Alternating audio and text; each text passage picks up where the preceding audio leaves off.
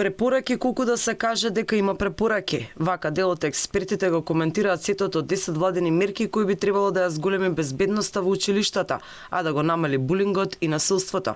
Меѓу другото, се предвидува ограничување на користењето на мобилни телефони во и околу училиштата. Социологот Илија Ацевски смета дека ова не е решение кое би го дало посекуваниот резултат. Не треба забрана за телефон, треба воспитување и емпатија. Технологијата како што е паметниот телефон, компјутерот или воопшто новите технологии треба да им се објаснува на децата која е нивната суштина, тие да бидат креативно употребени, творечки на некој начин, да го чувствуваат тоа задоволство, бидејќи нема бегање од тоа, не? Тие се модерните алатки кои го прават животот многу полесен, поедноставен и придонесуваат за една благосостојба. Дел од експертите коментираат дека мобилните телефони може да бидат корисни и да се користат како едукативно средство.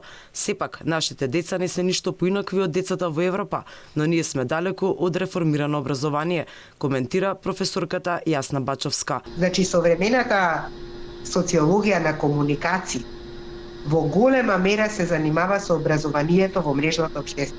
И ние тоа не смееме да го не смееме да доцни. Значи, последиците ќе бидат големи.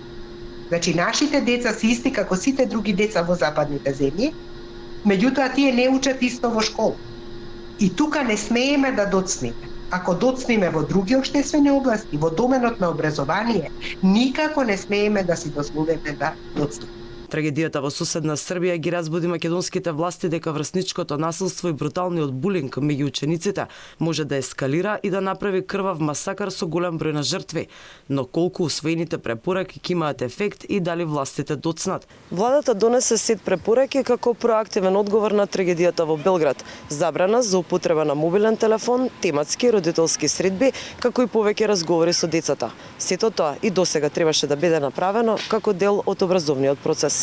Меѓу препораките се и почесто одржување на тематски родителски средби, психолозите и педагозите почесто и подлабенски да разговараат со децата, прирачници за психолошка поддршка на учениците, нешта кои не се нови, кои досега требало да се практикуваат.